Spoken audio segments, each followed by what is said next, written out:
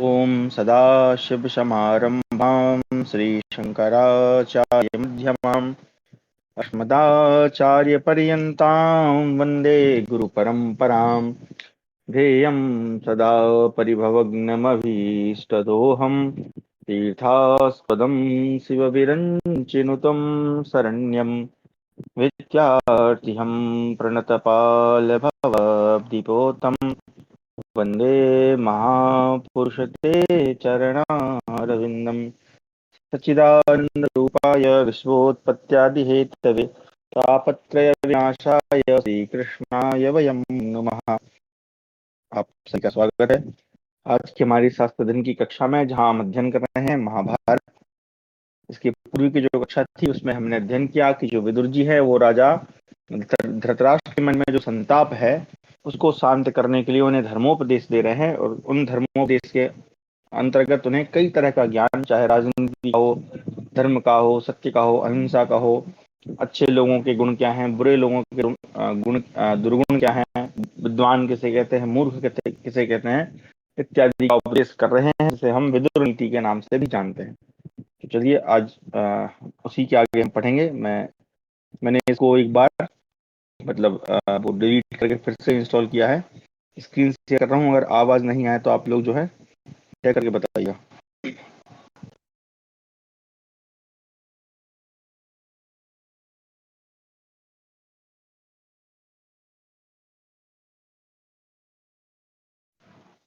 Okay, समझ गया। चलिए, तो समस्या लगातार बनी हुई है। अब बिना स्क्रीन के ही हम शुरू करते हैं। तो हमारा है सनत सुजात पर्व एक चत्वारिंशोध्याय, यानी कि 41वां अध्याय। विदुर जी के द्वारा स्मरण करने पर आए हुए सनत सुजात ऋषि से धृतराष्ट्र को उपदेश देने के लिए उनकी प्रार्थना। धृतराष्ट्रोवाच अनुक्तं यदि ते किंचित् वाचा विदुर विद्यते तन्मे सुसुतो ब्रूहि विचित्राणि हि भाषसे। विदुरोवाच धृतराष्ट्रकुमारो यः पुराण सनातनः सनत्सुजातः प्रोवाच मृत्यो नास्तीति भारत। ते गुह्य प्रकाशांश्च सर्वान् हृदय संश्रयान् प्रवक्षति महाराज सर्वबुद्धिमतांबर। धृतराष्ट्र बोले, विदुर, यदि तुम्हारी वाणी से कुछ और कहना शेष रह गया हो तो कहो, मुझे उसे सुनने की बड़ी इच्छा है, क्योंकि तुम्हारे कहने का ढंग विलक्षण है। विदुर ने कहा, भरतवंशी धृतराष्ट्र, कुमार सनत सुजात नाम से विख्यात जो ब्रह्मा जी के पुत्र, यहाँ ब्रैकेट में दिया है तो अन्य कहीं जगह का प्रमाण होगा, परम प्राचीन सनातन ऋषि हैं। उन्होंने एक बार कहा था, मृत्यु है ही नहीं।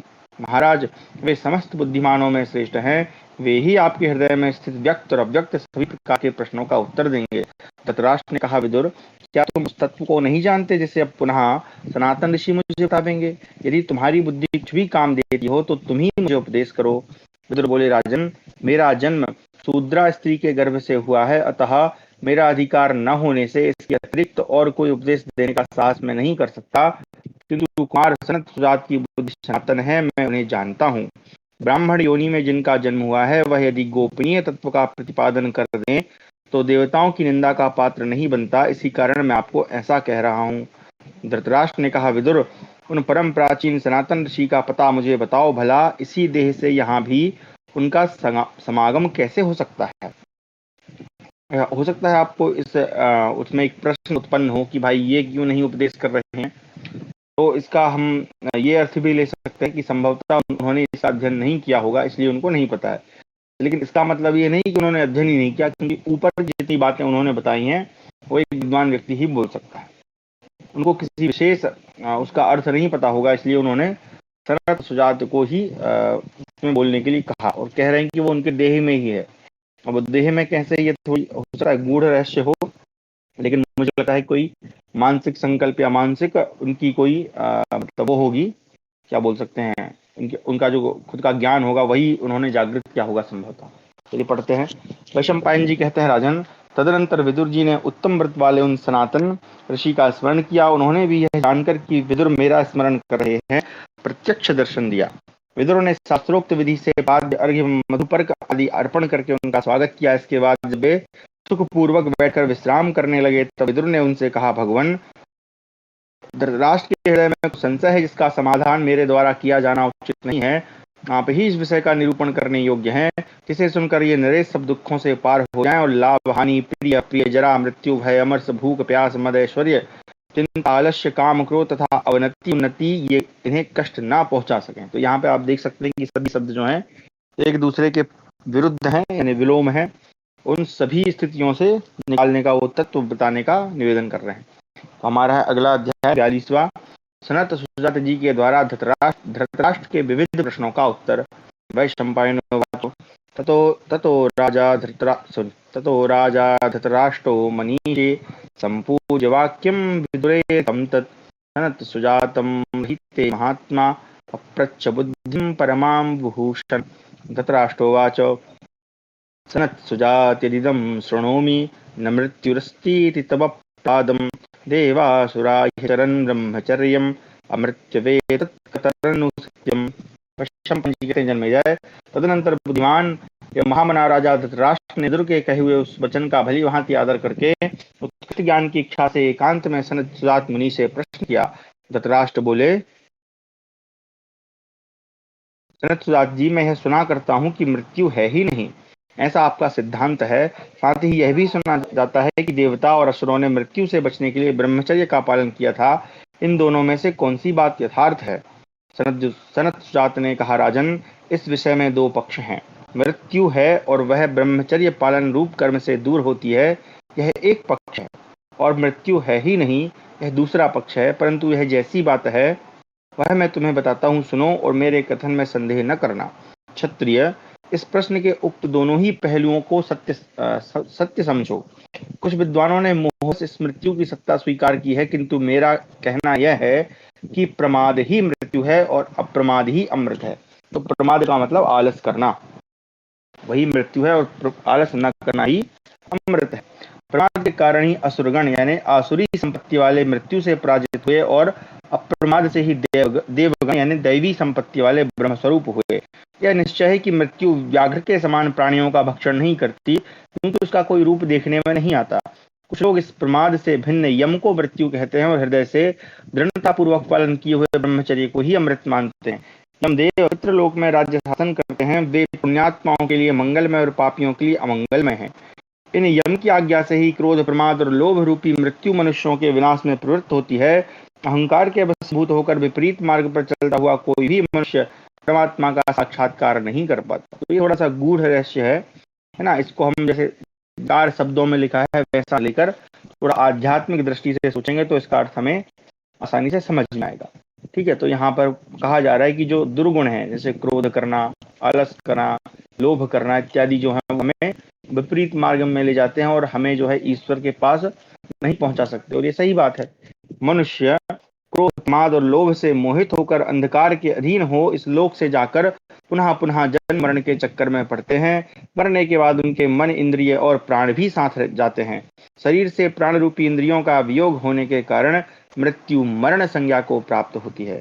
प्रारब्ध कर्म का उदय होने पर कर्म के फल में आसक्ति रखने वाले लोग देह त्याग के पश्चात परलोक का अनुगमन करते हैं, इसलिए वे मृत्यु को पार नहीं पाते। देहाभिमानी जीव परमात्म साक्षात्कार के उपाय को न जानने से विषयों के उपभोग के कारण सब ओर नाना प्रकार की योनियों में भटकता रहता है। इस प्रकार विषयों का जो भोग है वह अवश्य ही इंद्रियों को महान मोह में डालने वाला है। तो इन झूठे विषयों में राग रखने वाले, राग यानी प्रेम या कहें आसक्ति रखने वाले मनुष्य की उनकी ओर प्रवृत्ति होनी स्वाभाविक है। मिथ्या भोगों में आसक्ति होने से जिसके अंतःकरण की ज्ञान शक्ति नष्ट हो गई है, वह सब और विषयों का ही चिंतन करता हुआ मन ही मन का आस्वादन करता है। पहले तो विषयों का चिंतन ही लोगों को मारे डालता है, इसके बाद वह काम और क्रोध को साथ लेकर पुनः जल्दी ही प्रहार करता है। इस प्रकार ये विषय चिंतन, काम और क्रोध ही विवेकहीन मनुष्यों को मृत्यु के तक पहुंचाते हैं। परंतु जो स्थिर बुद्धि वाले पुरुष हैं वे धैर्य से मृत्यु के पार हो जाते हैं। अतः जो मृत्यु को जीतने की इच्छा रखता है उसे चाहिए कि वह परमात्मा का ध्यान करके विषयों को तुच्छ मानकर उन्हें कुछ भी न गिनते हुए उनकी कामनाओं को उत्पन्न होते ही नष्ट कर डाले। इस प्रकार जो विद्वान विषयों की इच्छा को मिटा देता है उसको साधारण प्राणियों की मृत्यु की भांति मृत्यु नहीं मारती, अर्थात वह जन्म मरण से मुक्त हो जाता है। अब ये बहुत ही सुंदर बात यहाँ पर इसके लिए मैं एक उदाहरण देना चाहूंगा कि इसको कैसे समझना है हमें। हम भागवत सुनते हैं कि जो राजा परीक्षित हैं उनको श्राप मिल गया था। उदाहरण के माध्यम से समझाने का प्रयास कर रहा हूँ कि आपको जो है सात एक सर्प काटने से मृत्यु होगी। तो फिर इसका उपाय ढूंढते हैं, तो फिर सुखदेव जी आकर उनको भागवत जी का पाठ सुनाते हैं। अब भागवत में सिर्फ भगवान की कृष्ण की कथा ही नहीं अपितु बहुत सारी ज्ञान की बातें भी हैं। तो जब वो ज्ञान वो ग्रहण करते हैं उस कथा के माध्यम से, तो उनके अंदर जो मृत्यु का भय होता है वो नष्ट हो जाता है। ठीक है, उनको मतलब मृत्यु लगती ही नहीं कि मृत्यु है। तो यही बात यहाँ पर भी बताई जा रही है कि जब जो स्थिर बुद्धि वाला मनुष्य होता है तो मृत्यु के पार पहुंच जाता है। पार पहुंचने का अर्थ है ऐसा नहीं है कि वो मरता ही नहीं, अपितु जो मृत्यु उसके साथ होती है, यानी जो उसका शरीर नष्ट होता है उसका उसको कोई उससे उसको कोई अंतर नहीं पड़ता, उसको फर्क नहीं पड़ता कि भाई मैं मर रहा हूँ या जी रहा हूँ। ठीक है, तो यहाँ पर वही है, कामनाओं के पीछे चलने वाला मनुष्य कामनाओं के साथ ही नष्ट हो जाता है, परंतु ज्ञानी पुरुष कामनाओं का त्याग कर देने पर जो कुछ भी जन्म मरण रूप दुख है उन सबको वह नष्ट कर देता है। काम ही समस्त प्राणियों के लिए मोहक होने के कारण तमोमय और अज्ञान रूप है तथा नरक के समान दुखदायी देखा जाता है। जैसे मद्यपान से मोहित हुए पुरुष चलते चलते गड्ढे की ओर दौड़ पड़ते हैं, वैसे ही कामी पुरुष भागों में या भोगों में होना था, भोगों में सुख मानकर उनकी ओर दौड़ते हैं। जिसके चित्त की वृत्तियां विषय भोगों से मोहित नहीं हुई हैं, उस ज्ञानी पुरुष का श्लोक में तिनकों के बनाए हुए व्याघ्र के समान मृत्यु क्या बिगाड़ सकती है। इसलिए राजन, विषय भोगों के मूल कारण रूप अज्ञान को नष्ट करने की इच्छा से दूसरे किसी भी सांसारिक पदार्थ को कुछ भी न गिनकर उनका उनका उसका चिंतन त्याग देना चाहिए। ये जो तुम्हारे शरीर के भीतर अंतरात्मा है, मोह के वशीभूत होकर यही क्रोध लोभ प्रमाद और मृत्यु रूप हो जाता है। इस प्रकार मोह से होने वाली मृत्यु को जानकर जो ज्ञान अनिष्ट हो जाता है वह श्लोक में मृत्यु से कभी नहीं डरता। उसके समीप आकर मृत्यु उसी प्रकार नष्ट हो जाती है जैसे मृत्यु के अधिकार में आया हुआ मरण धर्मा मनुष्य। धृतराष्ट्र बोले, विजातियों के लिए यज्ञों द्वारा जिस पवित्रतम सनातन एवं श्रेष्ठ लोकों की प्राप्ति बताई गई है, यहाँ वेद उन्हीं को परम पुरुषार्थ कहते हैं। इस बात को जानने वाला विद्वान उत्तम कर्मों का आश्रय क्यों न ले। सनत सुजात ने कहा, राजन, अज्ञानी पुरुष इस प्रकार भिन्न भिन्न लोकों में गमन करता है तथा वेद कर्म के बहुत से प्रयोजन भी बताते हैं, परंतु जो निष्काम पुरुष है वह ज्ञान मार्ग के द्वारा अन्य सभी मार्गों का वाध करके परमात्मा स्वरूप होता हुआ ही परमात्मा को प्राप्त होता है। धृतराष्ट्र बोले, विद्वान, यदि वह परमात्मा ही क्रमशः संपूर्ण जगत के रूप में प्रकट होता है तो उस अजन्मा और पुरातन पुरुष पर कौन शासन करता है, अथवा उसे इस रूप में आने की क्या आवश्यकता है और क्या सुख मिलता है, यह सब मुझे ठीक ठीक बताइए। सनत सुजात ने कहा, तुम्हारे इस प्रश्न के अनुसार जीव और ब्रह्म का विशेष भेद प्राप्त होता है, जिसे स्वीकार कर लेने पर वेद विरोध रूप महान दोष की प्राप्ति होती है। अतएव अनादि माया के संबंध से जीवों का काम सुख आदि से संबंध होता रहता है। ऐसा होने पर भी जीव की महत्ता नष्ट नहीं होती, क्योंकि माया के संबंध से जीव देहादि पुनः उत्पन्न होते रहते हैं। जो नित्य स्वरूप भगवान हैं वे ही परब्रह्म माया के सहयोग से इस विश्व ब्रह्मांड की सृष्टि करते हैं। वह माया उन्हीं पर ब्रह्म की शक्ति है, पर महात्मा पुरुष इसे मानते हैं। इस प्रकार के अर्थ के प्रतिपादन में वेद भी प्रमाण है। अब ये यहाँ पे कह रहे हैं कि वेद भी प्रमाण है, हमें वेदों का अध्ययन करना चाहिए। तो संभवतः वहां भी हमें ये जो मतलब यहाँ पे कहने का भाव ये है कि जो उन्होंने प्रश्न किया कि भाई ब्रह्म और जीव तो अलग हैं, यानी उनमें भेद है, लेकिन यहाँ पे सनत सुजात जी कह रहे हैं कि नहीं, ये सिर्फ माया के कारण हमें ऐसा प्रतीत होता है, ऐसा एक्चुअल में है नहीं। धृतराष्ट्र बोले, इस जगत में कुछ लोग ऐसे हैं जो धर्म का आचरण नहीं करते हैं तथा कुछ लोग उसका आचरण करते हैं। अतः धर्म पाप के द्वारा नष्ट होता है या धर्म ही पाप को नष्ट कर देता है। सनत सुजात ने कहा, राजन, धर्म और पाप दोनों पृथक पृथक फल होते हैं, सॉरी दोनों के पृथक पृथक फल होते हैं और उन दोनों का ही उपभोग करना पड़ता है, किंतु परमात्मा में स्थित होने पर विद्वान पुरुष उस परमात्मा के ज्ञान द्वारा अपने पूर्वकृत पाप और पुण्य दोनों का नाश कर देता है। यह बात सदा प्रसिद्ध है। यदि ऐसी स्थिति नहीं हुई तो देहाभिमानी मनुष्य कभी पुण्य फल को प्राप्त करता है और कभी क्रमशः प्राप्त हुए पूर्वार्जित पाप के द्वारा पाप के फल का अनुभव करता है। इस प्रकार पुण्य और पाप के जो स्वर्ग नरक रूप दो अस्थिर फल हैं, उनका भोग करके वह इस जगत में पुनः जन्म ले, तदनुसार कर्मों में लग जाता है। किंतु कर्मों के तत्व को जानने वाला पुरुष निष्काम धर्म रूप कर्म के द्वारा अपने पूर्व पाप का यहाँ ही नाश कर देता है और इस प्रकार धर्म ही अत्यंत बलवान है। इसलिए निष्काम भाव से धर्माचरण करने वालों को समयानुसार अवश्य सिद्धि प्राप्त होती है। धृतराष्ट्र बोले, विद्वान, पुण्य कर्म करने वाले दुजातियों को अपने अपने धर्म के फलस्वरूप जिन सनातन लोगों की प्राप्ति बताई गई है उनका क्रम बतलाइए तथा उनसे भिन्न जो अन्यान्य लोग हैं उनका भी निरूपण कीजिए। अब मैं सकाम कर्म की बात नहीं जानना चाहता। सनत ने कहा, जो जैसे दो बलवान वीरों में अपना बल बढ़ाने के निमित्त एक दूसरे से स्पर्धा रहती है, उसी प्रकार जो निष्काम भाव से यम नियमादि पालन में दूसरों से बढ़ने का प्रयास करते हैं, वे ब्राह्मण यहाँ से मरकर जाने के बाद ब्रह्मलोक में अपना प्रकाश फैलाते हैं। जिनकी धर्म के पालन में स्पर्धा है, उनके लिए वह ज्ञान का साधन है, किंतु वे ब्राह्मण यदि सकाम भाव से उसका अनुष्ठान करें तो मृत्यु के पश्चात यहाँ से देवताओं के निवास स्थान स्वर्ग में जाते हैं। ब्राह्मण के सम्यक आचार की वेद वेत्ता पुरुष प्रशंसा करते हैं, किंतु जो धर्म पालन में बहिर्मुख है उसे अधिक महत्व नहीं देना चाहिए। जो निष्काम भाव पूर्वक धर्म का पालन करने से अंतर्मुख हो गया है, ऐसे पुरुष को श्रेष्ठ समझना चाहिए। जैसे वर्षा ऋतु में तृण घास आदि की बहुतायत होती है, उसी प्रकार जहाँ ब्राह्मण के योग्य अन्न पान आदि की अधिकता मालूम पड़े, उसी देश में रहकर जीवन निर्वाह करे, भूख प्यास से अपने को कष्ट नहीं पहुंचावे। किंतु जहाँ अपना महात्म्य प्रकाशित न करने पर भय और अमंगल प्राप्त हो, वहां रहकर भी जो अपनी विशेषता प्रकट नहीं करता, वही श्रेष्ठ पुरुष है, दूसरा नहीं। जो किसी को आत्म प्रशंसा करते देख जता नहीं तथा ब्राह्मण के सत्व का उपभोग नहीं करता, उसके अन्न को स्वीकार करने में सत्पुरुषों की सम्मति है। जैसे कुत्ता अपना बमन किया हुआ भी खा लेता है, उसी प्रकार जो अपने ब्राह्मणत्व के प्रभाव का प्रदर्शन करके जीविका चलाते हैं, वे ब्राह्मण बमन का भोजन करने वाले हैं। इससे उनकी सदा ही अवनति होती है। बमन यानी उल्टी जो हम कहते हैं ना। जो कुटुंबी जनों के बीच में रहकर भी अपनी साधना को उनसे सदा गुप्त रखने का प्रयत्न करता है, ऐसे ब्राह्मणों को ही विद्वान पुरुष ब्राह्मण मानते हैं। इस प्रकार जो वेद शून्य चिन्ह रहित अविचल शुद्ध एवं सब प्रकार के द्वैत से रहित आत्मा है, उसके स्वरूप को जानने वाला कौन ब्रह्मवेत्ता पुरुष उसका आनंद यानी अधा पतन करना चाहेगा। इसलिए उपयुक्त रूप से जीवन बिताने वाला क्षत्रिय भी ब्रह्म के स्वरूप का अनुभव करता है तथा ब्रह्म को प्राप्त होता है। तो उक्त प्रकार से वर्तमान आत्मा को उसके विपरीत रूप से समझता है। आप आत्मा का अपहरण करने वाले उस चोर ने कौन सा पाप नहीं किया। जो कर्तव्य पालन में कभी थकता नहीं, दान नहीं लेता, सत्पुरुषों में सम्मानित और उपद्रव रहित तथा शिष्ट होकर भी शिष्टता का विज्ञापन नहीं करता, वही ब्राह्मण ब्रह्मवेत्ता एवं विद्वान है।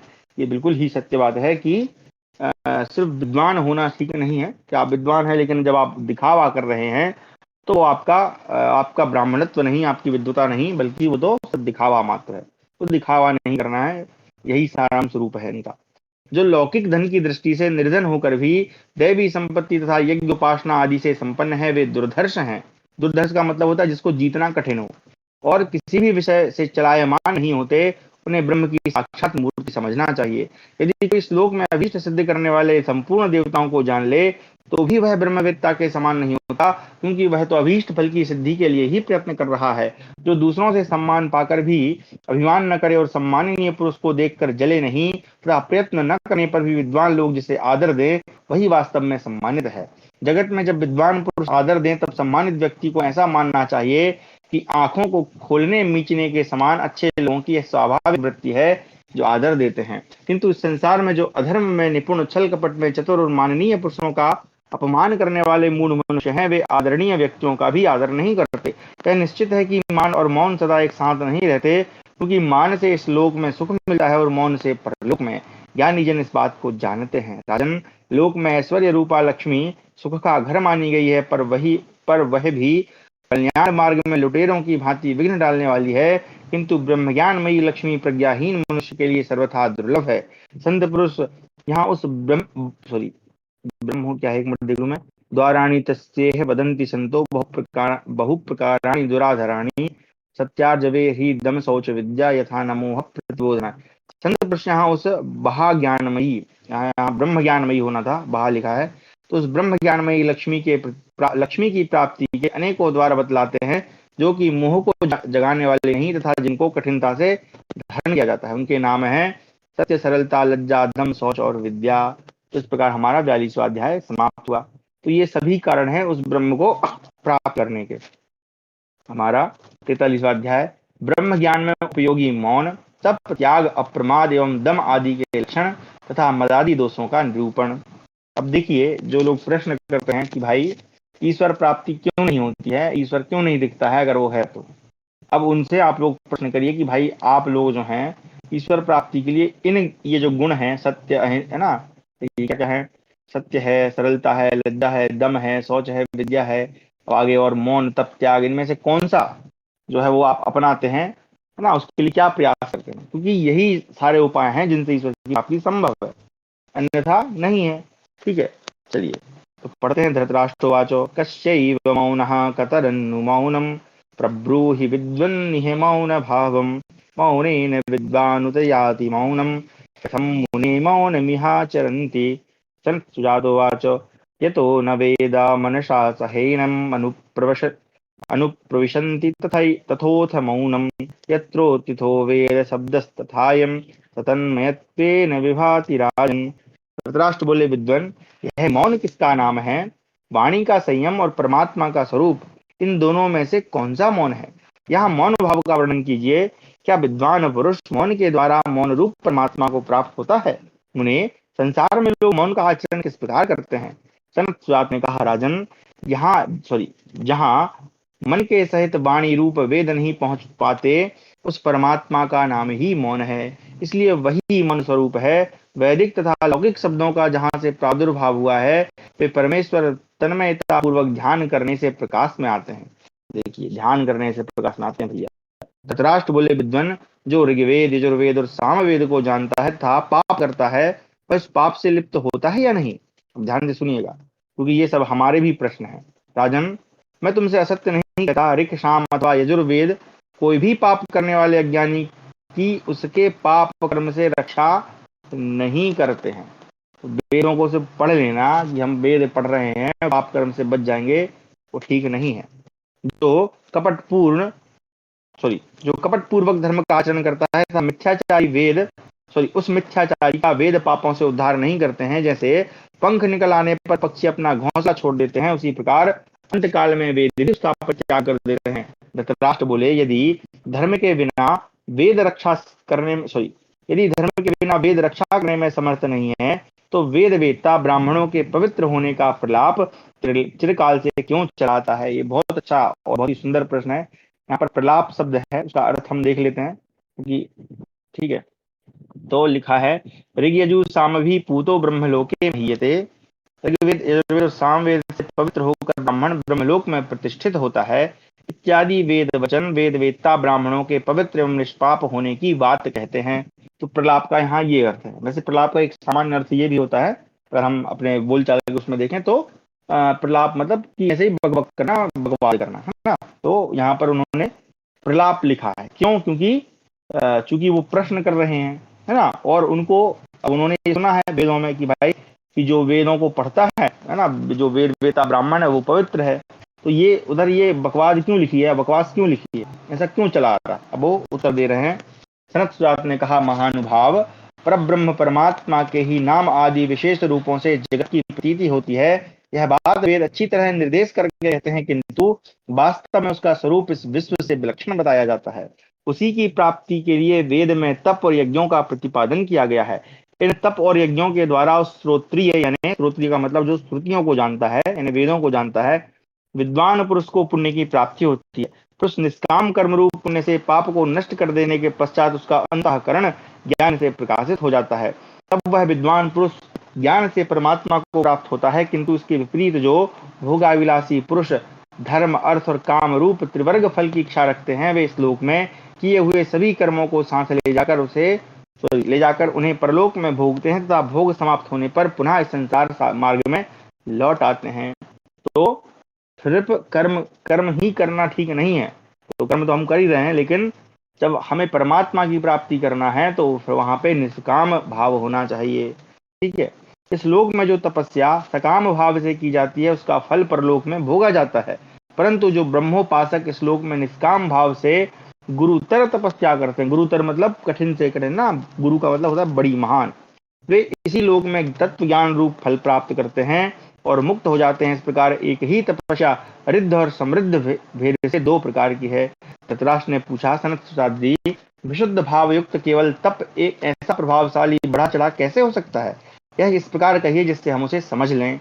सनत सुजात ने कहा, राजन, यह तप सब प्रकार से निर्दोष होता है, इसमें भोग वासना रूप दोष नहीं रहता, इसलिए यह विशुद्ध कहा जाता है। इसलिए यह विशुद्ध तप सकाम तप की अपेक्षा फल की दृष्टि से बहुत बढ़ा चढ़ा होता है। राजन, तुम जिस तपस्या के विषय में मुझसे पूछ रहे हो, यह तपस्या ही सारे जगत का मूल है। वेद वेदता विद्वान इस निष्काम तप से ही परम अमृत मोक्ष को प्राप्त होते हैं। धृतराष्ट्र बोले, सनत सुजात, क्षमा करें, सनत सुजात जी, मैंने दोष रहित तपस्या का महत्व सुना। अब तपस्या के जो दोष हैं उन्हें बताइए, जिससे मैं सनातन गोपनीय ब्रह्म तत्व को जान सकूं। सनत सुजात ने कहा, राजन, तपस्या के क्रोध आदि 12 दोष हैं तथा 13 प्रकार के नृशंस मनुष्य होते हैं।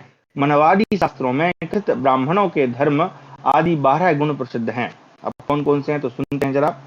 काम, क्रोध, लोभ, मोह, चिकीर्षा, निर्दयता, असूया, अभिमान, शोक, स्पृहा, ईर्ष्या और निंदा।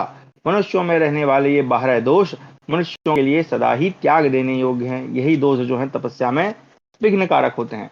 मतलब ये नहीं लिखा, ये मैं बोल रहा हूँ, लेकिन उसका भाव यही है।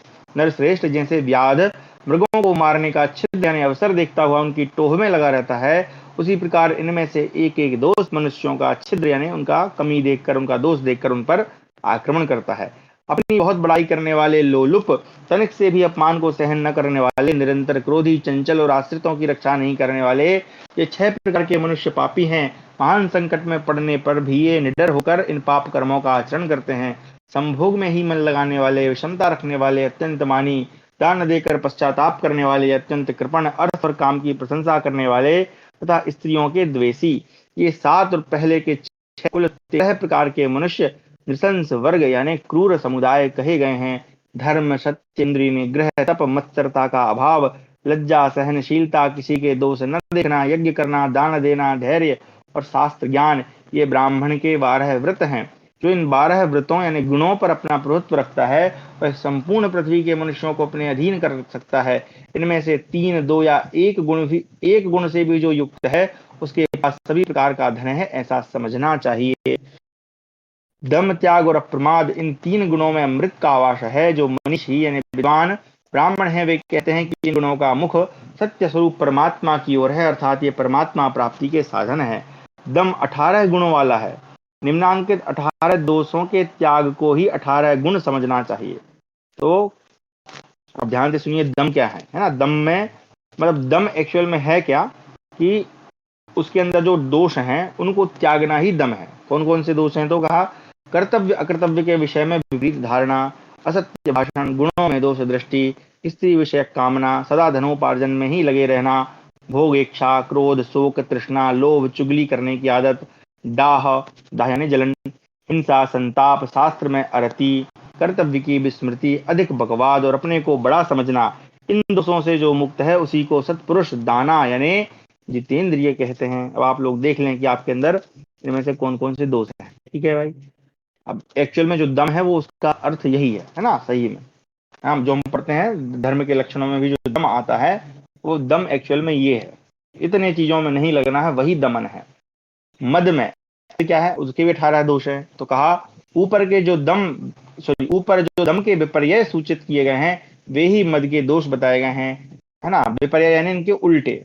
ठीक है, उल्टा कर दो तो वो मद हो जाएगा, है ना। उनका मतलब पालन करने लगो, उल्टा मतलब क्या, सीधा उनका पालन करो तो वो मद है।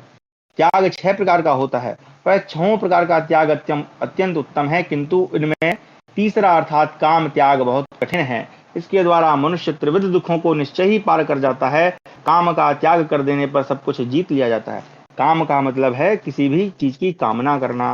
राजेंद्र, 6 प्रकार का जो सर्वश्रेष्ठ त्याग है उसे बताते हैं।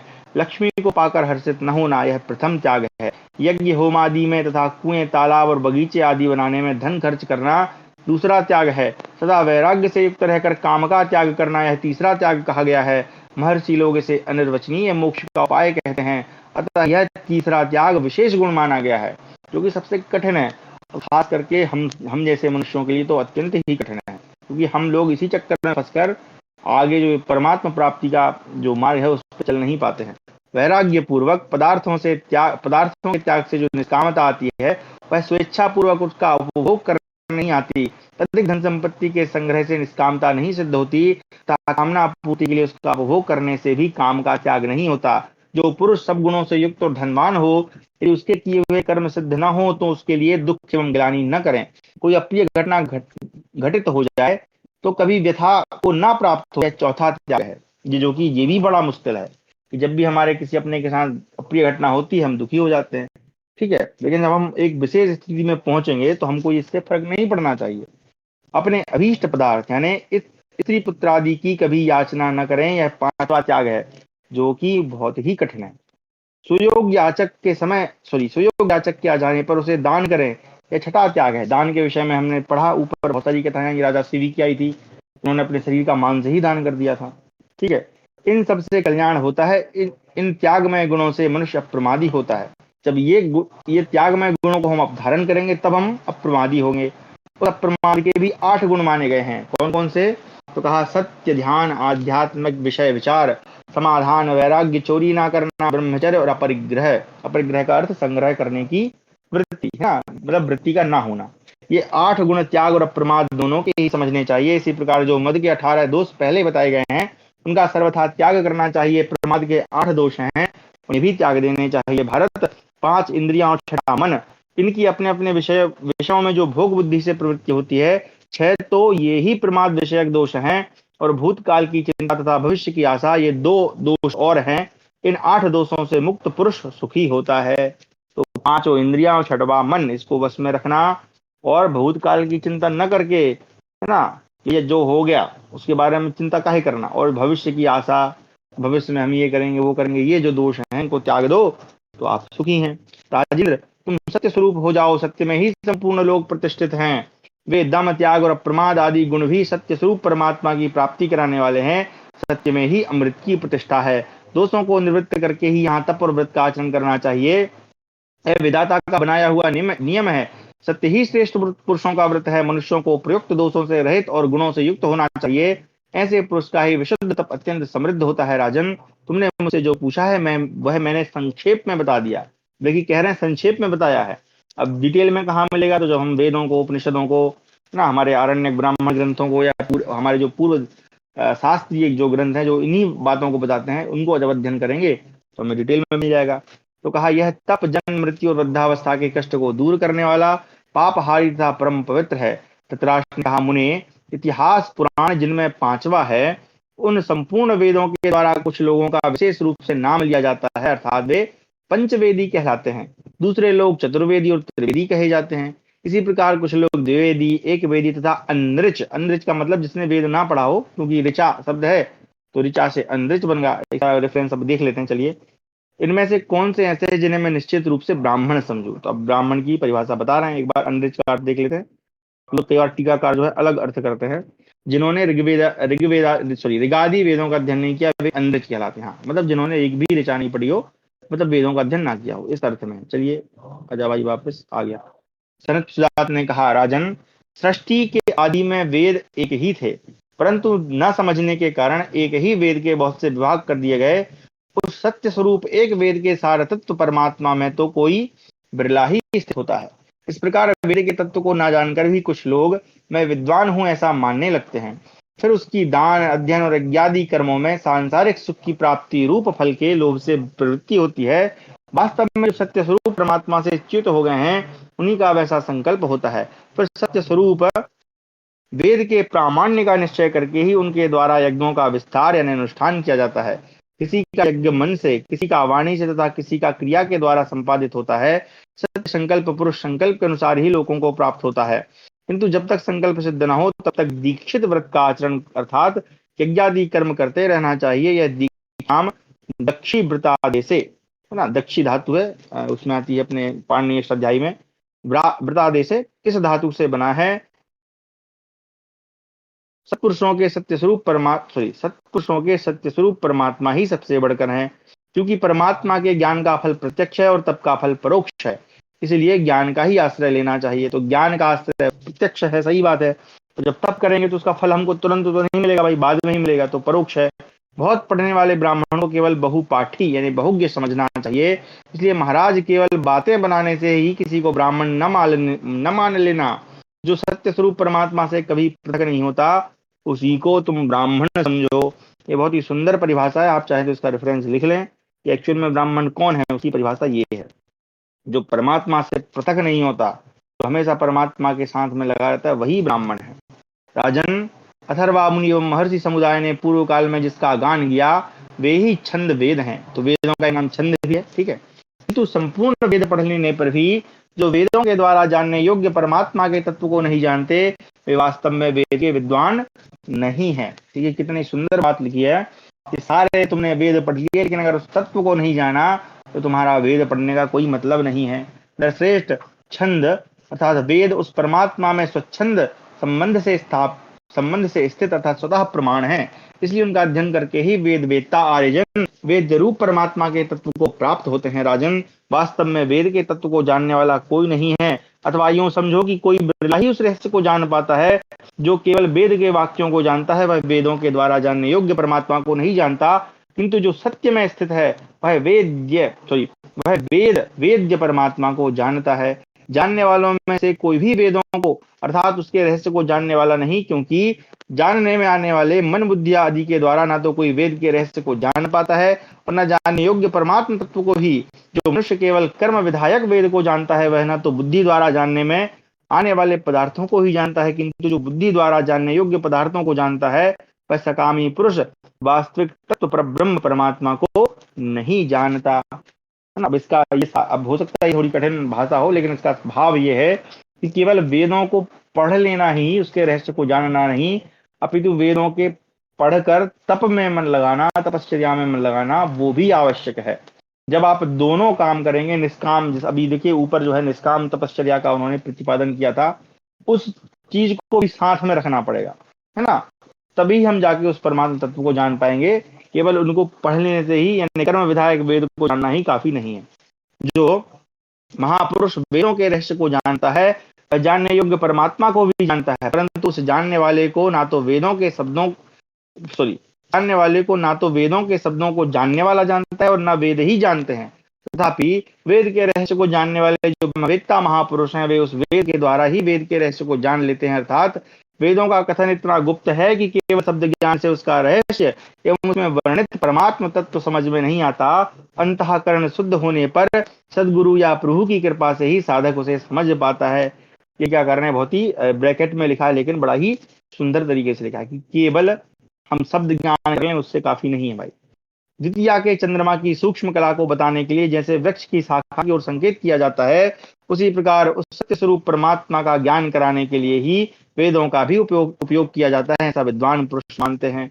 तो सत्य स्वरूप वो जो परमात्मा है, उसका स्वरूप कैसा है, इसका ज्ञान वेदों से ही होता है। मैं तो उसी को ब्राह्मण समझता हूँ जो परमात्मा के तत्व को जानने वाला और वेदों की यथार्थ व्याख्या करने वाला हो, जिसके अपने संदेह मिट गए हों और जो दूसरों के भी संपूर्ण संशयों को मिटा सके। इस आत्मा की खोज करने के लिए पूर्व दक्षिण पश्चिम या उत्तर की ओर जाने की आवश्यकता नहीं, आग्नेय आदि कोणों की तो बात ही क्या है। इसी प्रकार दिग्विभाग विभाग से रहे प्रदेश में भी उसे नहीं ढूंढना चाहिए। आत्मा का अनुसंधान अनात्म पदार्थों में तो किसी तरह करे ही नहीं, वेद के वाक्यों में भी न ढूंढकर केवल तप के द्वारा उस प्रभु का साक्षात्कार करें।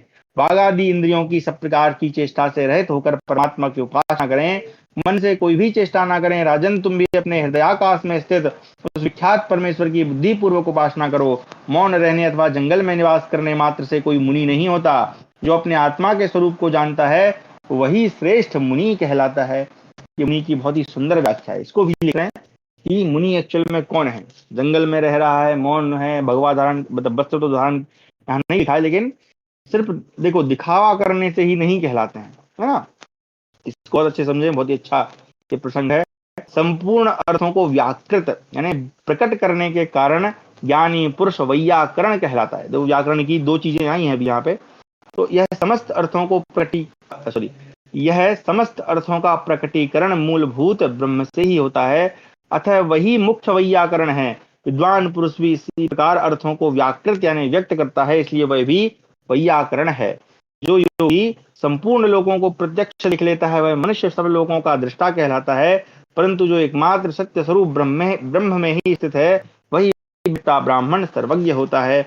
राजन, पूर्वोक्त धर्मादि में स्थित होने से तथा वेदों का क्रम से यानी विधि अध्ययन करने से भी मनुष्य इसी प्रकार परमात्मा का साक्षात्कार करता है। यह बात अपनी बुद्धि द्वारा निश्चय करके मैं तुम्हें बता रहा हूँ। इस प्रकार हमारा 43वां अध्याय समाप्त हुआ, जो कि मुझे बहुत ही अच्छा लगा।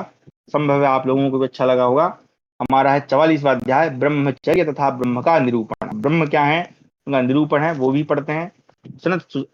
धृतराष्ट्रोवाचो सनत सुजातयामिमां परात्वं ब्राह्मी वाचं वदशे विश्वरूपां परां हि कामेन सुदुर्लभां कथां प्रब्रूहि मे वाक्यमिदं कुमार। सनत्सुजातोवाच नैतद्ब्रह्म त्वरमाणेन लभ्यं यन्मा प्रच्छन्नति हृष्यति यन्मां प्रच्छन्नति हृष्यतीव बुद्धौ विलीने मनसि प्रचिन्त्या विद्या हि सा ब्रह्मचर्येण लभ्या। धृतराष्ट्र ने कहा, सनत सुजात जी, आप जिस सर्वोत्तम और सर्व स्वरूपा ब्रह्म संबंधिनी विद्या का उपदेश कर रहे हैं, कमी पुरुषों के लिए वह अत्यंत दुर्लभ है। कुमार, मेरा तो यह कहना है कि आप इस उत्कृष्ट विषय का पुनः प्रतिपादन करें।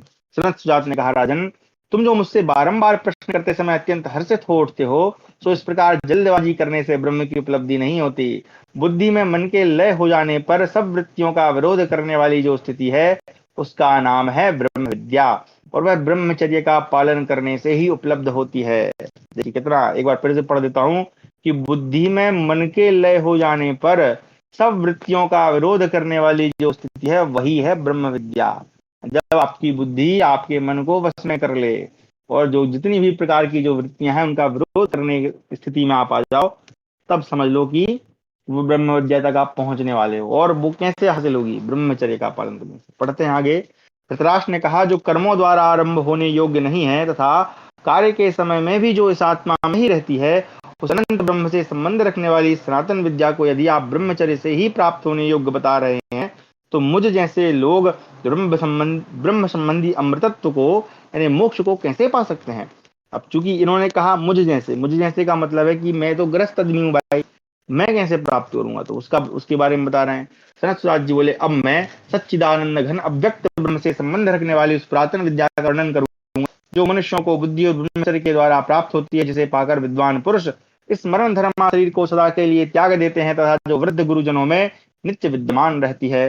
धृतराष्ट्र ने कहा, ब्राह्मण, यदि वह ब्रह्म विद्या ब्रह्मचर्य के द्वारा ही सुगमता से जानी जा सकती है, तो पहले मुझे यही बताइए कि ब्रह्मचर्य का पालन कैसे होता है। सनत सुजात जी बोले, जो लोग आचार्य के आश्रम में प्रवेश कर अपनी सेवा से उनके अंतरंग भक्त हो ब्रह्मचर्य का पालन करते हैं, वे यही शास्त्रकार हो जाते हैं और देह त्याग के पश्चात परम योग रूप परमात्मा को प्राप्त होते हैं। इस जगत में जो वर्तमान स्थिति में रहते हुए ही संपूर्ण कामनाओं को जीत लेते हैं और ब्राह्मी स्थिति प्राप्त करने के लिए ही नाना प्रकार के द्वंद्वों को सहन करते हैं, वे सत्वगुण में स्थित हो यहाँ से ही मूंज से सीख यहाँ ही मूंज से सीख की भांति इस देह से आत्मा को विवेक द्वारा पृथक कर लेते हैं। भारत, यद्यपि माता और पिता ये दोनों ही शरीर को जन्म देते हैं, तथापि आचार्य के उपदेश से जो जन्म प्राप्त होता है, वह परम पवित्र और अजर अमर है। जो परमात्म तत्व के उपदेश से सत्य को प्रकट करके अमृतत्व या अमरत्व प्रदान करके ब्राह्मणादि वर्णों की रक्षा करते हैं, उन आचार्य को पिता माता ही समझना चाहिए तथा उनके किए हुए उपकार का स्मरण करके कभी उनसे द्रोह नहीं करना चाहिए। ब्रह्मचारी शिष्य को चाहिए कि वह नित्य गुरु को प्रणाम करे, बाहर भीतर से पवित्र हो, प्रमाद छोड़कर स्वाध्याय में मन लगावे, अभिमान न करे, मन में क्रोध को स्थान न दे। यह ब्रह्मचर्य का पहला चरण है। जो शिष्य की वृत्ति के क्रम से ही जीवन निर्वाह करता हुआ पवित्र हो विद्या प्राप्त करता है, उसका यह नियम भी ब्रह्मचर्य व्रत का पहला ही पाद यानी पहला चरण कहलाता है। अपने प्राण और धन लगाकर भी मन वाणी तथा कर्म से आचार्य का प्रिय करे, यह दूसरा पाद कहलाता है। गुरु के प्रति शिष्य का जैसा श्रद्धा और सम्मान पूर्ण वर्ताव हो, वैसा ही गुरु की पत्नी और पुत्र के साथ भी होना चाहिए। यह भी ब्रह्मचर्य का द्वितीय पाद ही कहलाता है। आचार्य ने जो आपका उपकार किया, उसे ध्यान में रखकर तथा उससे जो प्रयोजन सिद्ध हुआ, उसका भी विचार करके मन ही मन प्रसन्न होकर शिष्य आचार्य के प्रति जो ऐसा भाव रखता है कि इन्होंने मुझे बड़ी उन्नत अवस्था में पहुंचा दिया, यह ब्रह्मचर्य का तीसरा पद है या तीसरा पाद है यानी चरण है। आचार्य उपकार का बदला चुकाए बिना अर्थात गुरु दक्षिणा आदि के द्वारा उन्हें संतुष्ट किए बिना विद्वान शिष्य वहां से अन्यत्र न जाए। दक्षिणा देकर या गुरु की सेवा करके कभी मन में ऐसा विचार न लावे कि मैं गुरु का उपकार कर रहा हूँ, तथा मुंह से भी कभी ऐसी बात न निकाले ब्रह्मचर्य का चौथा पाद है।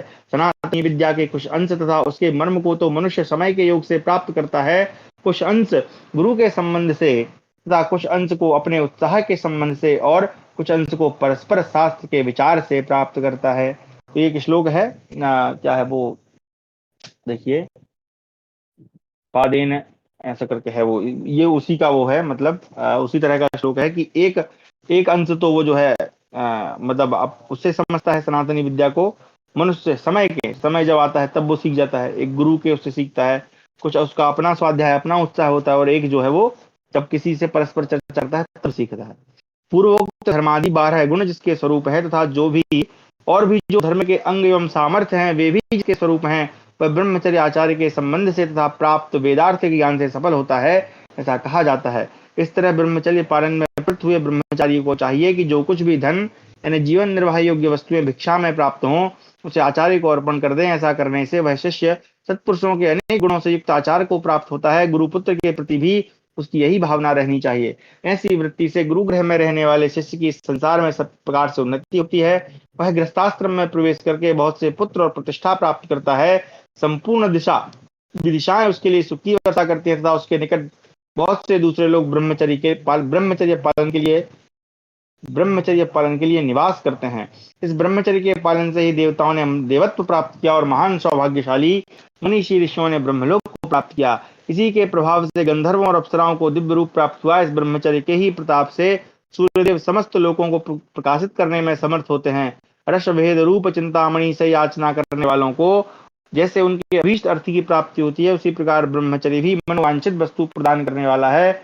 ऐसा समझकर ये ऋषि देवता आदि ब्रह्मचर्य के पालन से वैसे भाव को प्राप्त हुए। राजन, जो इस ब्रह्मचर्य का आश्रय लेता है वह ब्रह्मचारी यम नियम आदि सबका आचरण करता हुआ अपने संपूर्ण शरीर को भी पवित्र बना लेता है तथा इससे विद्वान पुरुष निश्चय ही अबोध बालक की भांति राग द्वेष से शून्य हो जाता है और अंत समय में वह मृत्यु को भी जीत लेता है। राजन, सकाम पुरुष अपने पुण्य कर्मों के द्वारा नाशवान लोगों को ही प्राप्त करते हैं, किंतु जो ब्रह्म को जानने वाला विद्वान है वही उस ज्ञान के द्वारा सर्वरूप परमात्मा को प्राप्त होता है। मोक्ष के लिए ज्ञान के सिवा दूसरा कोई मार्ग नहीं है।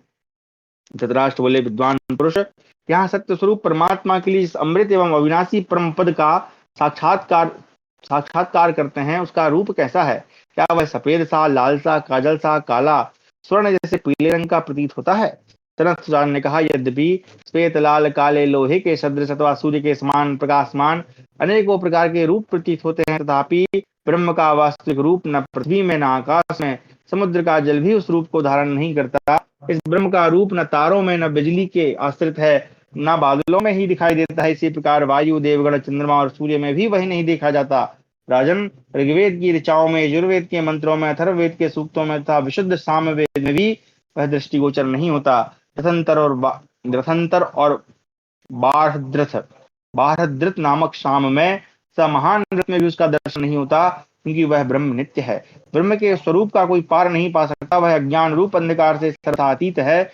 महाप्रलय में सबका अंत करने वाला काल भी उसी में लीन हो जाता है। वह रूप अस्तुरे की धार, अच्छा अस्तुरे लिखा है, यहाँ पे होना था, क्या बोलते उसको, उस्तरा ना, उस्तरे की धार के समान अत्यंत सूक्ष्म पर्वतों से भी महान है, अर्थात वह सूक्ष्म से भी सूक्ष्मतर और महान से भी महान है। वही सबका आधार है, वही अमृत है, वही लोक, वही यश तथा वही ब्रह्म है। संपूर्ण भूत उसी से प्रकट हुए और उसी में लीन होते हैं। विद्वान कहते हैं कार्य रूप जगत वाणी का विकार मात्र है, किंतु जिसमें है संपूर्ण जगत प्रतिष्ठित है वह ब्रह्म रोग शोक और पाप से रहित है। उसका महान यश सर्वत्र फैला हुआ है। उस नित्य कारण स्वरूप ब्रह्म को जो जानते हैं वे अमर हो जाते हैं, अर्थात मुक्त हो जाते हैं। इस प्रकार हमारा 44वां अध्याय समाप्त हुआ। कक्षा को भी हम यहीं विराम देते हैं, क्योंकि लगता है समय हो गया होगा। जी हो गया है। तो आगे हम पढ़ेंगे गुण दोषों के लक्षणों का वर्णन और ब्रह्म विद्या का प्रतिपादन। तो आज की कक्षा बड़ी सुंदर रही हमारी, बहुत ही गूढ़ बातें सनत सुजात ऋषि ने हमको बताई ब्रह्म विद्या के विषय में, ब्रह्मचर्य पालन के विषय में, मनुष्यों के क्या गुण दोष हैं और ब्रह्म की कैसे प्राप्ति होती है। ये बड़े ही मतलब क्या कहते हैं, संक्षेप में ही मैं कहूंगा वर्णन किया उन्होंने, बड़ा ही सुंदर वर्णन था। अब आपके जो भी प्रश्न हैं